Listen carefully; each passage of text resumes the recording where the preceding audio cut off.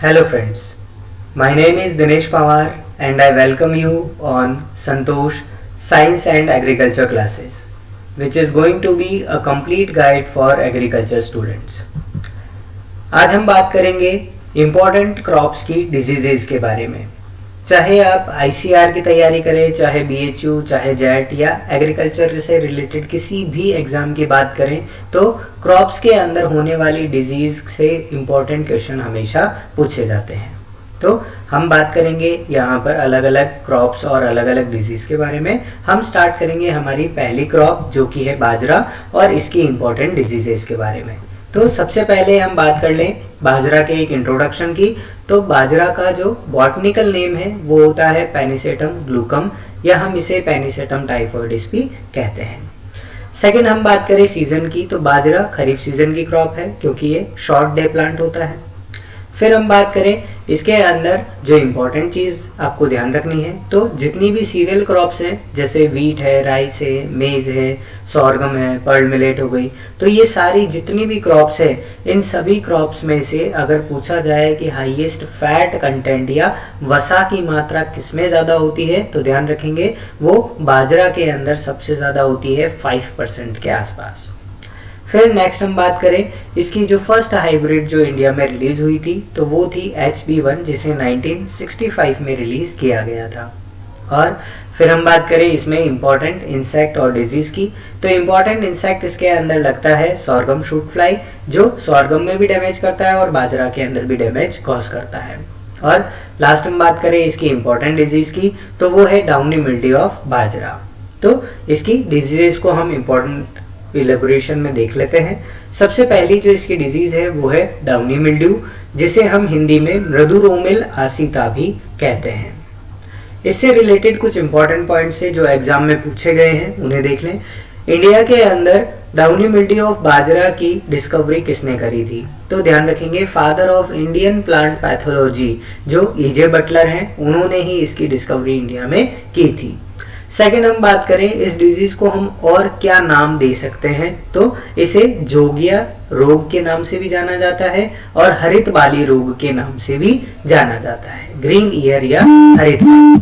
फिर हम बात करें ये आखिरकार ये डिजीज होती किससे है, तो ध्यान रखेंगे एक सॉइल या सीड बॉर्न फंजाई होती है जिसका नाम होता है स्क्लेरोस्पोरा ग्रेमिनिकोला, उसके इन्फेक्शन की वजह से ये डिजीज कॉज होती है। और हम बात करें स्क्लेरोस्पोरा ग्रेमिनिकोला की क्लास क्या है, तो फंजाई ऑर्डर के अंदर इसकी क्लास होती है ओमाइसीड्स या फाइकोमाइसीड्स। और ओमाइसीड्स से ही हमें ध्यान रखना है इसका जो स्पोर फॉर्मेशन होता है, तो स्पोर्स का नाम रखा जाता है ओस्पोर। ओके, फिर हम बात करें इस डिजीज के सिम्टम्स की, तो यहाँ पर ध्यान रखें इसके सिम्टम्स को हमने मेनली 2 टाइप्स के अंदर डिवाइड किया है स्टेजेस के बेसिस पर। जो डिजीज इसकी लाइफ साइकिल में सबसे पहले आती है उसे तो हम बोलते हैं डाउनी मिल्ड्यू स्टेज, और जो बाद में आती है स्टेज उसे हम बोलते हैं ग्रीन ईयर स्टेज। तो सबसे पहले देख लें डाउनी मिल्ड्यू स्टेज क्या होती है। तो इसमें ध्यान रखें ये जो स्टेज है वो हमें दिखाई देती है जब हमारा प्लांट छोटा होता है, वो नर्सरी स्टेज में प्रेजेंट होता है। सेकंड, इसकी जो सिम्टम्स है वो हमें दिखाई देते हैं लीव्स पर। इसकी जो लीव्स होती हैं प्लांट की, उसमें क्लोरोसिस होने लगता है, मतलब हरिमाहीनता हो जाती है। इसमें लीफ के ऊपर आप देख सकते हैं यहाँ पर ग्रीन कलर की और वाइट येलोइश कलर की लाइंस बनी हुई है, तो इस तरह से उसके ऊपर लाइंस बनती है और धीरे धीरे जैसे पत्ती सूखने लगती है तो ये व्हाइट कलर की लाइंस ब्राउन में कन्वर्ट हो जाती है और पत्तियां हैं वो एक तरह से हम कह सकते हैं पूरी फट जाती हैं। तो ये जो प्रोमिनेंट सिम्टम है ये होता है डाउनी मिल्ड्यू स्टेज का। इसके साथ साथ देखा गया है कि पत्तियों की जो निचली सतह होती है, इस निचली सतह पर हमें कपास जैसी व्हाइट कलर की ग्रोथ भी दिखाई देती है। तो ये तो थी फर्स्ट स्टेज। सेकंड स्टेज की हम बात करें जिसे हमने नाम दिया है ग्रीन ईयर स्टेज। तो ईयर से ही हमें ध्यान रखना है, ईयर का मतलब होता है इन्फ्लोरेसेंस, मतलब फ्लावर। तो ये डिजीज का जो हमारी स्टेज है ये हमें दिखाई देती है फ्लावरिंग स्टेज पर। और फ्लावरिंग स्टेज पर हम देख सकते हैं कि जो हमारे प्लांट का इन्फ्लोरेसेंस है उसमें सबसे ऊपरी जो भाग होता है उस पर तो सीड फॉर्मेशन हो जाता है, लेकिन जो लोअर पार्ट है उसके ऊपर कोई भी सीड फॉर्मेशन नहीं होता और ये पूरा का पूरा पार्ट लीफ लाइक स्ट्रक्चर या पत्ती नुमा संरचनाओं में परिवर्तित हो जाता है और इसी कारण से हमने इसे नाम दिया है ग्रीन ईयर स्टेज या हरित बाली अवस्था। इसकी वजह से दाने कम बनते हैं और प्लांट की जो प्रोडक्शन है वो प्रोडक्शन ऑटोमेटिकली रिड्यूस हो जाता है। तो ये चीजें हैं, ये एग्जाम में नहीं पूछी गई हैं, पर सिंपल सा हमें ध्यान रखना है हरित बाली रोग क्यों कहा गया है और इसे हम जोगिया रोग क्यों कहते हैं। तो जोगिया रोग कहने का कारण ये है कि जब बीज ही नहीं बनते तो एक तरह से ये जोगी या साधु हो जाता है, तो इस वजह से इसे जोगिया रोग कहा गया है। नेक्स्ट हम बात करें इसके मैनेजमेंट की, तो मैनेजमेंट को हम बेसिकली डिवाइड करेंगे कल्चरल प्रैक्टिसेस में, केमिकल प्रैक्टिसेस में और कुछ अदर प्रैक्टिसेस के अंदर। तो सबसे पहले देख ले कल्चरल प्रैक्टिसेस। हमने बात करी कि ये सॉइल और सीड बॉर्न डिजीज है, तो जो सॉइल बॉर्न डिजीज है उसके लिए सबसे अच्छा उपाय होता है डीप समर प्लोइंग या ग्रीष्म काल में हम खेत की जुताई करते हैं। सेकंड बात करें इसका जो डिजीज का मैनेजमेंट है वो हम कर सकते हैं जितने भी प्लांट रेसिड्यूज हैं उनको जला दिया जाए या जो भी डिजीज्ड प्लांट है उनको फील्ड से उखाड़ कर फेंक दिया जाए जिसे हम रॉगिंग कहते हैं। या फिर हम कर सकते हैं हमारी क्रॉप की थोड़ी सी अर्ली सोइंग, उसे जल्दी बुआई कर लें या फिर हम हेल्दी और सर्टिफाइड सीड का यूज करें। तो ये कुछ प्रैक्टिसेस हैं, ये एग्जाम में वैसे नहीं पूछी जाती है। सिर्फ हमें एक चीज ध्यान रखनी है कि रॉगिंग जो है इसका मतलब होता है डिजीज्ड प्लांट्स या अनवांटेड प्लांट्स को फील्ड से उखाड़ कर फेंक देना। ओके फिर हम बात करें नेक्स्ट इसका केमिकल कंट्रोल। तो केमिकल कंट्रोल में सिर्फ दो हमें केमिकल्स के नाम ध्यान रखने हैं, एक तो है मैनकोजेब और एक है मेटालेक्सिल।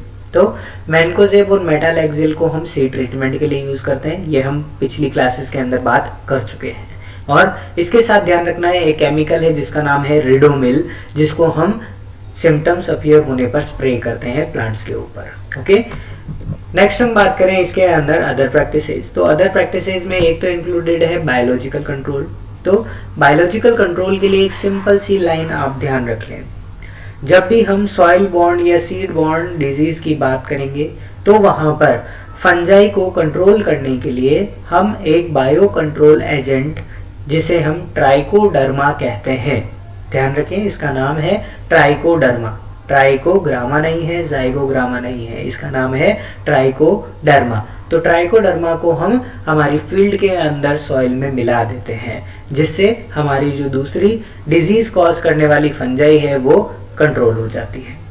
लास्ट हम बात करें इसके मैनेजमेंट की, वो है डिजीज रेजिस्टेंट वैरायटीज। तो ऐसी वैरायटीज जो कि डिजीज को रेजिस्ट कर सकती हैं उनका यूज करें, जैसे कि पूसा मोती है, ICMH 8808 है, एक है WCC 75, एक होती है राज 171 और एक है ICMV 155। तो ये कुछ ऐसी हमारी वैरायटीज हैं जिसको हम यूज कर सकते हैं इस डिजीज को कंट्रोल करने के लिए।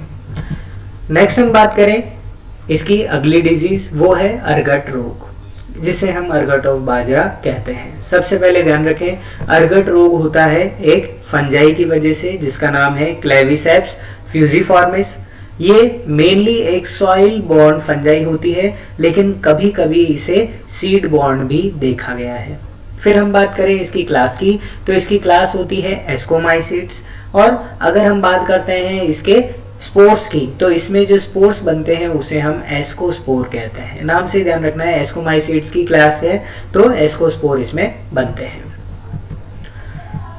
हम बात करें इसके सिम्टम्स की, तो जैसे हमने डाउनी मिल्ड्यू के सिम्टम्स को दो पार्ट में बांटा था उसी तरह इसी के सिम्टम्स को भी हमने दो पार्ट्स के अंदर डिवाइड किया है। एक तो होता है हनी ड्यू स्टेज जिसे हम मधु बिंदु अवस्था कहते हैं और एक होता है स्क्लेरोशिया अवस्था। तो सबसे पहले बात करें हनी ड्यू स्टेज की, तो यहाँ पर नाम ध्यान से पढ़ें हनी ड्यू, हनी का मतलब शहद, ड्यू का मतलब बूंदे। तो हमारे जो पुष्प होते हैं या इसके प्लांट के जो इन्फ्लोरेसेंस है उस पर छोटी छोटी पिंक कलर की बूंदे बनने लगती है जो कि शहद की तरह मीठी होती है। तो इसी वजह से हमने इसे मधु बिंदु या फिर हनी ड्यू स्टेज कहा है। अगर ये वहां पर बूंदे बनने लगती हैं तो धीरे धीरे ये पूरे के पूरे फ्लावर को ये कवर कर लेती हैं जिसकी वजह से वहां पर सीड्स का फॉर्मेशन नहीं होता। तो ध्यान रखना है कि ये जो हनी लाइक ड्रॉप्स जो बनती है उस वजह से हमने इसे हनी ड्यू स्टेज कहा है। ओके, नेक्स्ट हम बात करें इसके अगले सिम्टम की, तो इसका जो अगला स्टेज है वो होता है स्क्लेरोशिया स्टेज।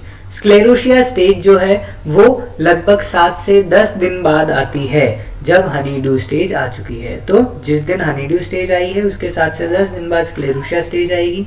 और स्क्लेरोशिया स्टेज में सीड्स के साथ साथ एक ऐसे हार्ड और ब्लैक कलर के स्ट्रक्चर्स बनते हैं जो कि बिल्कुल खोखले होते हैं और वो हमारे फंगस के माइसीलियम द्वारा बनाए जाते हैं, जिन्हें हम स्क्लेरोशिया कहते हैं। इसी की वजह से हमने इसे स्क्लेरोशिया अवस्था नाम दिया है। और जब ये स्टेज आने लगती है तो उस टाइम पर पूरी फील्ड से सड़े हुए अंडों की बदबू आने लगती है, रॉटन एग लाइक स्मेल आती है, जिससे पता लग जाता है कि हाँ, यहाँ पर इस डिजीज का इन्फेक्शन हुआ है, जिसकी वजह से बीज का बनना कम हो जाता है और एट लास्ट इसका जो प्रोडक्शन होता है वो भी कम हो जाता है।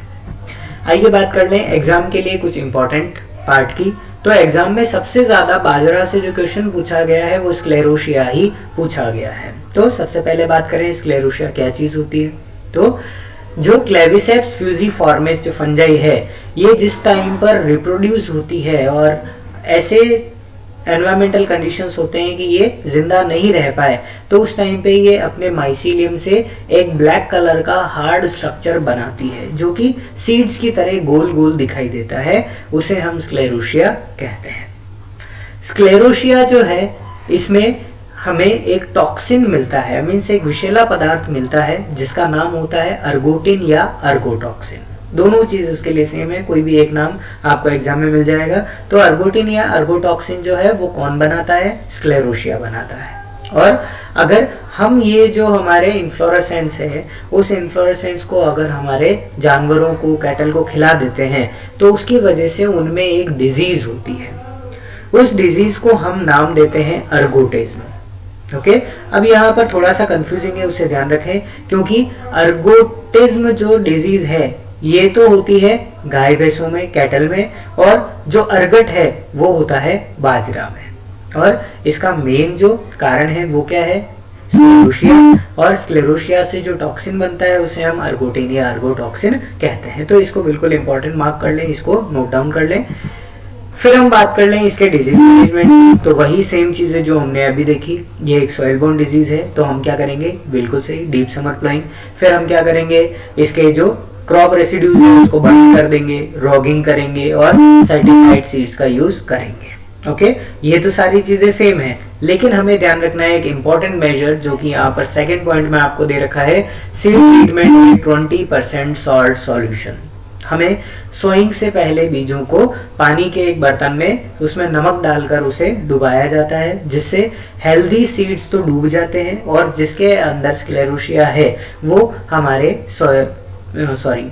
पानी की जो सबसे ऊपरी सरफेस है उस पर तैरने लगते हैं, तो हम उसे आसानी से अलग कर सकते हैं। तो ये जो सॉल्ट सॉल्यूशन बना है उसे हम ब्राइन सॉल्यूशन कहते हैं। तो इसको ध्यान रखें, 20% सॉल्ट सॉल्यूशन का यूज कभी भी ट्रीटमेंट के लिए नहीं किया जाता। इसको हम यूज करते हैं हेल्दी सीड्स और डिजीज सीड्स को अलग करने के लिए। ओके, फिर हम बात करें केमिकल ट्रीटमेंट की। तो केमिकल जो हमें ध्यान रखना है वो है COC।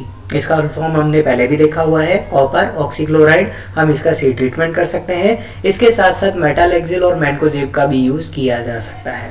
फिर हम बात करें, जब ये डिजीज हमें दिखने लगी हो फील्ड में तो हम कार्बनडाइजिम का स्प्रे कर सकते हैं। और लास्ट हम बात करें इसके अंदर बायोलॉजिकल कंट्रोल की, तो वही सॉइल बोर्न डिजीज है तो हम ट्राइकोडर्मा का यूज करेंगे। और इसकी जो डिजीज रेजिस्टेंट वेराइटीज हैं वो बिल्कुल डाउनी मिल्ड्यू की तरह है, तो वही पूसा मोती है, ICMH 88088 है, राज 171 है, WCC 75 है। तो इनका हम यहाँ पर यूज कर सकते हैं।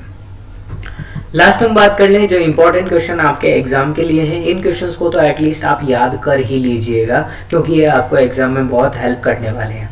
पहली हम बात कर लें ग्रीन ईयर डिजीज का पैथोजन कौन है? स्क्लेरोस्पोरा ग्रैमिनिकोला। सेकंड हम बात करें पैथोजन ऑफ अर्गट ऑफ बाजरा, वो है क्लेविसेप्स फ्यूजिफॉर्मिस। फिर बात करें स्क्लेरोशिया से कौन सा टॉक्सिन बनता है? तो अर्गोटिन या अर्गोटॉक्सिन। बायो कंट्रोल एजेंट की बात करें जो सॉइल बोर्न डिजीज या सीड बोर्न डिजीज है तो ट्राइकोडर्मा है। फिर बात करें ट्राइकोडर्मा क्या होता है, तो ये एक बायो कंट्रोल एजेंट है जो कि एक फंजाई होती है। फिर बात करें कौन सी डिजीज को जोगिया डिजीज भी कहा जाता है, तो हम ग्रीन ईयर डिजीज या डाउनी मिल्ड्यू को ही जोगिया डिजीज कहते हैं। फिर हम बात करें जोगिया डिजीज को किसने डिस्कवर करा, तो बिल्कुल सही ईजे बटलर ने इसकी डिस्कवरी करी थी। फिर father of Indian plant pathology कौन है, ईजे बटलर हैं। डिजीज जो स्क्लेरोशिया से होती है एनिमल्स के अंदर, वो कौन सी है, यस अर्गोटिज्म। फिर बात करें राज 171 किसकी वैरायटी है, तो ध्यान रखें ये बाजरा की है। ज्यादातर राज के नाम से जो वैरायटीज हैं वो व्हीट की होती हैं, ये एक इंपॉर्टेंट एक्सेप्शन है जो ध्यान रखना है, ये बाजरा की वैरायटी है। फिर बात करें पूसा मोती किसकी वैरायटी है, तो ये बाजरा की वैरायटी है। और अगर सिर्फ मोती पूछ लिया जाए मोती किसकी वैरायटी है, तो वो व्हीट की वैरायटी होती है। तो ये था बाजरा का एक कंप्लीट डिजीज पैकेज जो कि आपके एग्जाम पॉइंट ऑफ व्यू से बहुत इंपॉर्टेंट है। Thank you so much for listening. अगर आपको ये वीडियो अच्छा लगा तो इसे लाइक करें। अगर आपको लगता है कि आपके फ्रेंड्स के भी ये काम आ सकता है तो इसे शेयर करना ना भूलें। कमेंट बॉक्स में मुझे कमेंट करके ज़रूर बताएं आपको ये कैसा लगा। और एट लास्ट इस चैनल को सब्सक्राइब करना ना भूलें ताकि ऐसे ही आने वाले और वीडियोज़ आपको टाइम टू टाइम मिलते रहें। Thank you.